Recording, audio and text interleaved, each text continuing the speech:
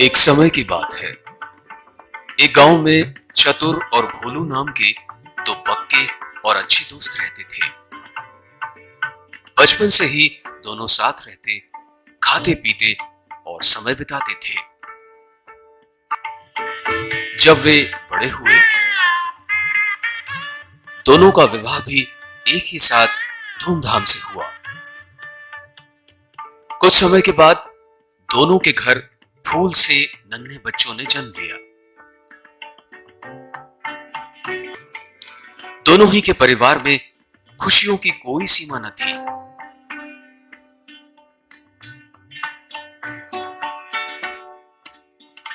बच्चों के बढ़ने के साथ साथ घर वालों की चिंता भी बढ़ी।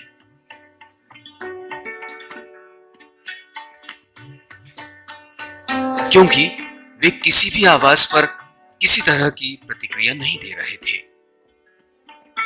और आखिर एक दिन कड़वी सच्चाई सामने आई। इसे दुर्भाग्य कहें या प्रकृति का उपहास या मजाक, दोनों ही बच्चे जन्म से बधिर थे।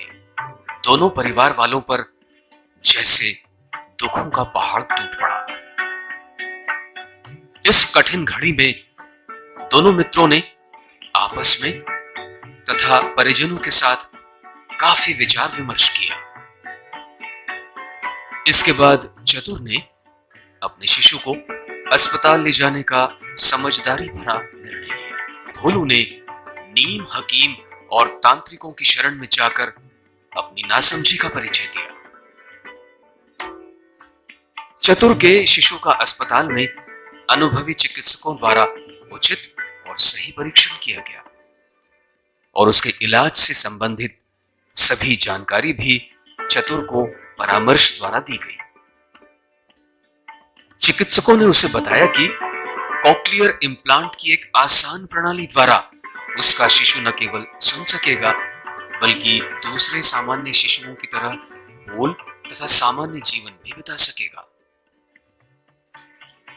चतुर ने अपने शिशु के बेहतर भविष्य और सुखद जीवन को ध्यान में रखते हुए सर्वश्रेष्ठ चिकित्सकों की देखरेख में कोक्लियर इम्प्लांट का निर्णय लिया। शिशु के 1 वर्ष के होने के बाद किया गया ये ऑपरेशन बेहद सफल रहा। आज 2 साल बाद कोक्लियर इम्प्लांट की एक आसान प्रणाली द्वारा चतुर का बालक न केवल सब कुछ सुन बोल सकता है बल्कि सामान्य बच्चों के विद्यालय में पढ़ते हुए उनसे कंधे से कंधा मिलाकर हर क्षेत्र में आगे बढ़ रहा है। वहीं दूसरी ओर भोलू के परिवार ने बहुमूल्य समय शिशु की मां पर दोष मढ़ते हुए और उसके सामान्य होने की झूठी आशा रखते हुए व्यर्थ गंवा दिया। कुछ और समय बीतने के बाद भोलू नीम हकीम खतराए जान की कहावत की अनदेखी करते हुए अपने शिशु को उन्हीं के पास लेकर पहुंचा।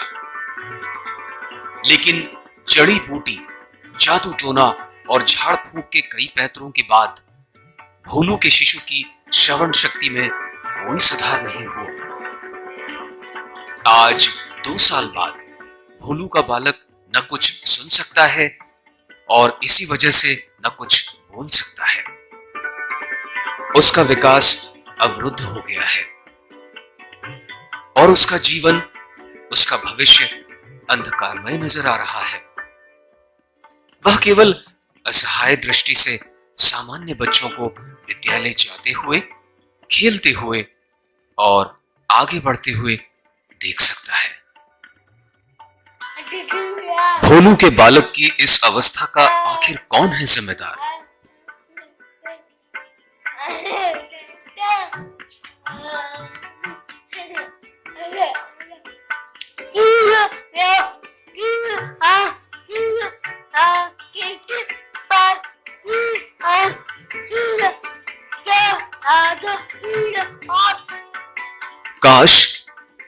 काश समय के रहते उसने भी चतुर की तरह कोक्लियर इम्प्लांट का निर्णय लिया होता।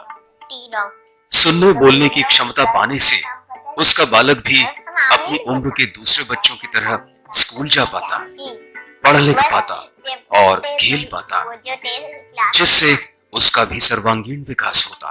तुम बड़े चलो तुम बड़े चलो, हाथ में ध्वजा रहे, बादल सजा रहे, दर्द कभी झुके नहीं। उम्मीद करते हैं आपने इस कहानी से सबक अवश्य लिया होगा। ईश्वर न करे, मगर यदि आपको ये दिन देखना पड़े तो आशा करते हैं आप भोलू की गलती नहीं दोहराएंगे और चतुर सी समझदारी दिखाएंगे।